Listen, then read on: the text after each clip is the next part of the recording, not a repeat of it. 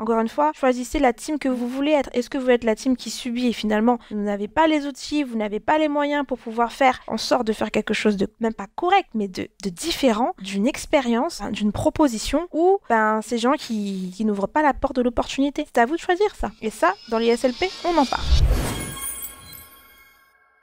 Je suis un vrai hébergeur et c'est mon activité principale, je gagne de l'argent avec ça, donc je mets tout en œuvre, je réponds aux voyageurs rapidement, je réponds à ces messages, je suis disponible, je joue vraiment la carte vraiment service. Et puis quand on est propriétaire, professionnel comme nous, eh bien on essaie de faire vivre une très belle expérience à nos voyageurs, vraiment qu'ils aient vécu. Vous voyez, il emploie également le mot expérience. Je vous dis, les gens ne cherchent plus juste un pied-à-terre, mais ils cherchent une proposition, une expérience à leur fournir. On vous demande pas d'aller créer une cabane dans votre petit studio, dans votre petite studette de 15 mètres carrés, mais dans votre petit studio, accompagnez ceci d'une décoration. Je suis décoratrice intérieure et c'est vrai que souvent, les clients que j'accompagne, qu'on accompagne, au début ne s'orientent pas sur les LCD, puis après je leur dis mais attention, prévoyez l'expérience, prévoyez quelque chose que si du jour au lendemain vous switchez, qu'est-ce que votre appartement a de plus à proposer qu'un autre lambda? Et ça c'est des vraies questions parce qu'à un moment donné on se retourne toujours, on switch toujours et on a droit de switcher et essayer. Mais la vraie question, quelle expérience allez-vous apporter à votre location courte durée? Et c'est là que vous faites la différence encore une fois, et soit vous êtes de la team subir, soit la team on avance, on fait quelque chose de bien. Un bon moment.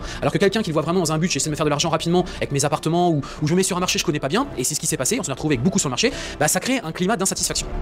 Donc c'est un fait aujourd'hui, alors après on peut l'expliquer de tout un tas de manières, je vais donner quelques exemples ici, mais c'est un fait aujourd'hui, les voyageurs qui réservent un Airbnb, mais quand je dis un Airbnb c'est un booking, Airbnb à mon sens c'est devenu un terme, tu sais c'est comme quand tu ouvres la porte de ton frère. Oui c'est vrai, les gens confondent beaucoup Airbnb et booking, c'est vrai que nous c'est déjà arrivé où des clients nous appellent et nous disent ou la conciergerie, on est dans votre Airbnb, il y a un truc qui fonctionne pas, et quand on regarde sur Airbnb on se dit non, c'est une réservation de booking finalement, donc c'est vrai que le mot Airbnb devient un mot courant un peu comme essuie-tout, Sopalin ou je pense il y en a d'autres.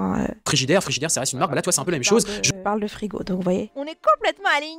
Je vais réserver un Airbnb. Aujourd'hui c'est ce que disent les voyageurs, alors que finalement ils peuvent très bien réserver sur Booking ou réserver en direct ou autre. En vrai j'aurais pu faire ça à côté de lui, on aurait pu faire un duo Sébastien. Si tu tombes sur ma vidéo, contacte Me. Ce que je veux te faire comprendre, c'est qu'aujourd'hui l'image Airbnb elle est entachée par ces différentes problématiques. Airbnb a choisi, comme Amazon ou autre, tout simplement de ne pas gérer les appartements. Eux ils sont finalement qu'une plateforme de mise en relation entre le propriétaire et le voyageur. Donc, bien évidemment, vu que c'est une société qui propose et qui vend des prestations de réservation. Alors, Booking, effectivement, je dirais plus ça. Booking ne vous calcule absolument pas. Vous êtes vraiment... Enfin, calcule absolument pas. C'est vraiment une plateforme pure et dure, c'est-à-dire que réservation, un peu caution, mais voilà. Tandis qu'Airbnb, il y a quand même le air cover en cas de litige. Ils prennent un peu plus la main avec les voyageurs. Ils sont un peu plus présents que Booking. Qui vendent des réservations aux voyageurs. Eux, en fait, ils partent du principe que le voyageur... Et pareil, Booking ne vous supprime pas l'annonce. En tout cas, ça nous est pas encore arrivé. C'est leur client, c'est eux le client, c'est pas nous, les propriétaires, c'est le voyageur. Et du coup... Donc là, il disait que clairement, le client pour Airbnb, c'est pas nous les hôtes, c'est le voyageur. Donc clairement, les hôtes pour Airbnb, vous êtes bien sympas, mais moi, je suis plus concentrée sur les voyageurs quand même. Donc vous n'êtes pas content, mais c'est pas grave, c'est comme ça. Si le voyageur conteste tout un tas de choses, par définition, le voyageur a raison. Tout simplement parce que le voyageur, c'est leur gagne-pain. Si demain ils ont plus de voyageurs, c'est terminé. Vous allez me dire, oui, mais s'ils n'ont pas de propriétaire, ils en auront toujours des propriétaires. C'est pas le propriétaire qui leur verse de l'argent, c'est réellement le voyageur qui réserve de l'argent. Alors il y a des commissions, etc. On est bien d'accord, mais c'est bien le voyageur qui sort le porte-monnaie. Qu'on soit clair, et surtout lui qui derrière peut avoir un impact très important sur le business, sur le modèle économique. Donc Airbnb a choisi, tout simplement, pour s'affranchir des contrôles qui pourraient être faits sur les appartements, les labels, etc. Tout simplement, on part du principe que si le voyageur n'est pas satisfait, on le rembourse. Pour preuve, encore ces derniers jours, j'avais un voyageur sur un de mes logements, mon city manager c'est ce qu'il me dit, il me dit, ils viennent de m'appeler, ils me disent que, ils ont appelé Airbnb, et ils ont dit que le voisin à proximité, en fait, fait trop de bruit, donc du mal à dormir. Airbnb, ils ont dit, en fait, c'est simple, nous on va pratiquer 10% de remise. Voilà, donc tu vois, c'est... Alors, les 10% de remise, ça, je suis jamais tombée sur ce genre de choses sur nos appartements Airbnb. Il nous est arrivé des petits couacs comme ça, effectivement. Il y avait un peu de bruit à l'extérieur, etc. C'était pas notre fait, mais dans ces cas-là, le voyageur fait une demande de remboursement ou fait une demande d'argent et il nous demande, mais j'ai jamais vu. Alors, Airbnb, peut-être s'il force, peut le proposer, vous acceptez ou non, mais en tout cas, moi, ça me est jamais arrivé. Après, moi, je suis la team plutôt, encore une fois, team professionnelle. Si effectivement le tort est de notre cause, je suis d'accord de faire un geste commercial pour que, encore une fois, obtenir la la satisfaction du client. Encore une fois, une vision de professionnel. C'est vraiment le schéma standard, c'est vraiment le truc classique où le simple voyageur lève le doigt, oui, et du coup automatiquement, eh bien il a 10%. Voilà, pour faire simple, c'est comme ça que ça marche. Mais sauf que nous, en tant que propriétaire, on a aussi des charges, on a aussi plein de choses de plus en plus à payer. Donc on est sur une équation qui est difficile en ce moment, je trouve, à résoudre. Et tu me diras dans la partie commentaire comment tu vois les choses et comment toi tu penses que justement l'équation peut être résolue. Alors, on arrive à un autre phénomène justement pour que, parce que du coup on est sur cette problématique que les voyageurs sont pas forcément. On rentre dans les solutions avec Sébastien. Que va-t-il nous proposer? Airbnb, on a aussi des propriétaires et on a aussi des hosts comme moi qui derrière en font leur business, hein, c'est leur activité principale. On a besoin de gagner de l'argent, on a besoin de vivre comme tout le monde, on a besoin que notre business se développe. Et bien, ce qui se passe aujourd'hui, ce qui est en train de se mettre en place surtout aux États-Unis, mais je pense qu'il arrive en France, qui a même déjà commencé plus ou moins avec certaines enseignes, mais elles sont pas trop encore bien identifiées, je trouve. Mais justement, et c'est un peu la fin de cette vidéo, enfin on va terminer là-dessus, c'est justement sur l'avenir, comment je vois les choses, comment les choses vont se développer. Moi aujourd'hui, et c'est quelque part une copie de ce qu'on peut voir aux États-Unis. Hein, dis-nous, Sébastien, dis-nous, trop de suspense. Les Américains sont regardistes là-dessus et c'est un Qu'est-ce qu'il va nous proposer? Quelle est la solution de Sébastien? indéniable parce qu'en fait ils ont des ambitions qui sont beaucoup plus importantes que nous. Nous on a un territoire qui est beaucoup plus petit aussi, donc forcément les ambitions sont un petit peu plus restreintes, mais de manière générale je n'en peux plus. Je trouve que nous, entrepreneurs français, on n'est pas suffisamment, comment dirais-je, aventuriers, on n'est pas suffisamment ambitieux, on n'a pas des rêves, on veut pas la vivre le rêve à l'américain, on n'a pas ces rêves là en fait, c'est ça qui est dommage quelque part, alors que les Américains, eux, ont des rêves, ont des ambitions très grandes, ont vraiment des visions très très lointaines, et c'est ce qui fait que derrière ils sont précurseurs. Bon là c'est la petite parenthèse entrepreneuriale. Alors juste parenthèse, certes, mais c'est normal en fait, c'est deux cultures opposées, c'est-à-dire que les francophones ont un très mauvais rapport avec l'argent, l'entrepreneuriat, ce sont des méchants ceux qui font ça. Papa, ce sont des méchants. En France, on aime bien manifester, donner son mécontentement, être très négatif, finalement, taper sur des casseroles. Tu vois ce que je veux dire? Aux États-Unis, la vision est différente, c'est-à-dire que il n'y a pas d'aide sociale, il n'y a pas de grève. Si tu fais grève, t'es pas payé. Même quand tu fais grève, tu travailles. Donc forcément, ils ont un rapport avec l'argent complètement différent. Dire ce qu'on gagne, gagner de l'argent, c'est normal. Créer, et il y a beaucoup moins de complexité pour créer des choses aux États-Unis. Donc forcément,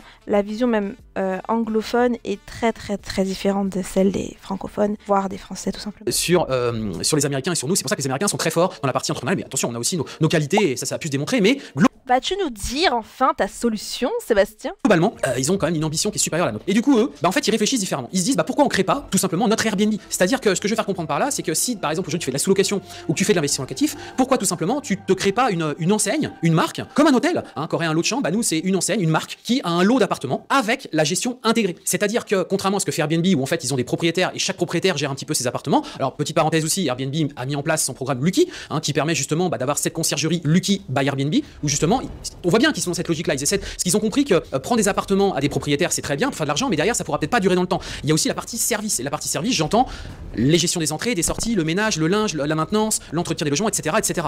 Et ce que je veux te faire comprendre, c'est qu'aujourd'hui, vu qu'on a des locataires qui sont globalement, enfin pas globalement, mais qui sont pour une partie insatisfaits, certains professionnels qui sont vraiment dans le dur comme moi, eh bien se disent finalement, moi je vais créer mon enseigne, je vais créer ma marque avec mes appartements, mon standard qualité, ma charte qualité, et du coup, vu qu'on gère tout, on gère les appartements, c'est nos appartements, soit en investissement locatif, soit en sous-location.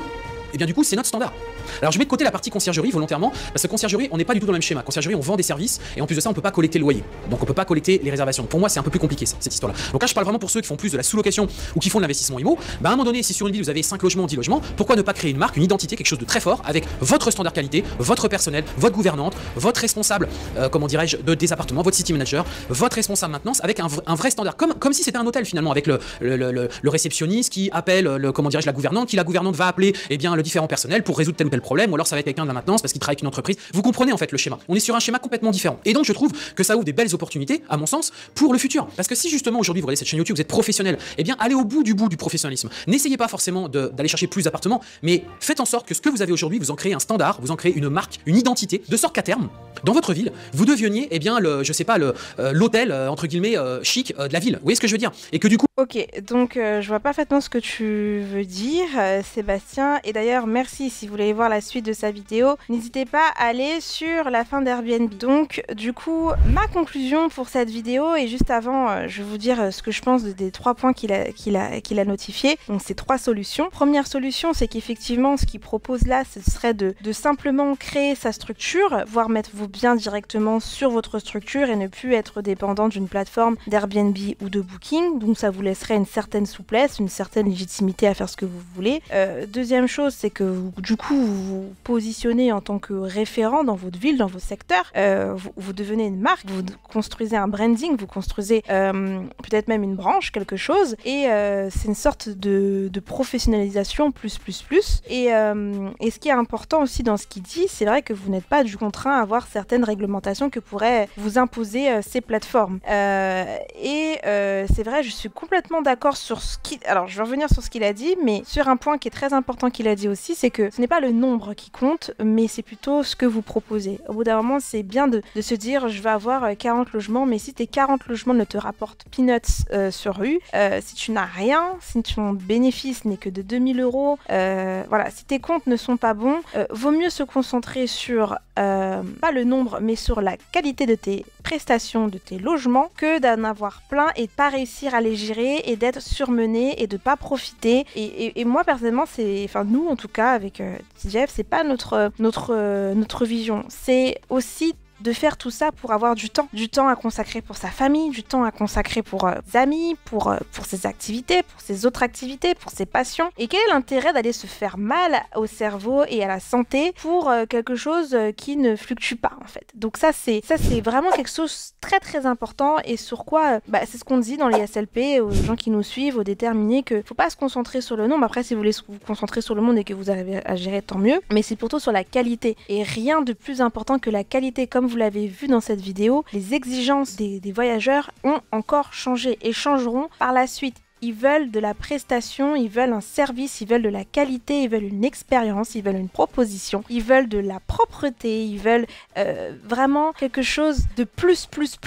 Et si vous n'êtes pas capable de leur apporter, vous allez être mal référencé, mal noté, et après ça va être vraiment un cercle vicieux et c'est pas bon pour vos affaires. Donc concentrez-vous plus sur ça, concentrez-vous sur vos biens, concentrez-vous sur votre professionnalisme, sur la qualité, sur vos propositions, avant de partir dans tous les sens et de construire quelque chose qui va encore plus vous prendre la tête. Avoir sa propre structure, avoir son propre site internet, c'est génial. Mais pour moi, je pense que Airbnb et Booking restent les meilleurs en termes de visibilité, en termes d'accroche, en termes que les gens, quand leur premier réflexe maintenant, quand ils vont chercher, que ce soit un logement pour un mois, 2 jours, une semaine, ils vont directement aller sur les plateformes telles que Booking et Airbnb, surtout qu'on a des cibles vraiment variées. Et ensuite, ils vont aller dans des hôtels qu'ils connaissent. Mais même les petits hôtels de ville, comme ils le disent, se mettent également sur des plateformes telles que Booking pour réserver, pour que les gens puissent réserver leur activité. C'est vrai qu'il faut se diversifier et avoir d'autres endroits pour au cas où s'il y a un bug. Le chiffréen est très important et c'est pour ça que dans les SLP on explique, on accompagne, on guide les gens sur ça. Le chiffre 1 est très nul en soi. Ne jamais compter sur son chiffre 1. Toujours prévoir. Donc si vous êtes sur Airbnb, si vous avez votre plateforme, si vous avez encore une autre plateforme de location courte durée, c'est très bien. Mais pour moi, les premières plateformes de visibilité restent Airbnb et Booking. C'est fini pour ce react. En tout cas, ce sont mes réactions, ce sont mes avis. Merci Sébastien, si vous voulez voir la vidéo, n'hésitez pas. En tout cas, moi, je ferai certainement d'autres réactions avec mes avis. Et en attendant, je vous dis à bientôt. Et n'oubliez pas que l'initiation sous location professionnelle, la nouvelle session est en ligne. Enfin, tout dépend à quel moment que tu regardes cette vidéo. Mais t'inquiète pas, il y aura d'autres sessions. Accroche-toi, laisse pas tomber. Focus, discipline et rigueur. Et t'inquiète pas, ça va aller. Et si tu as d'autres questions, n'hésite pas à les mettre en commentaire. On y répondra. En tout cas, je te dis à bientôt pour un autre react et avec mes réactions. Ciao, ciao!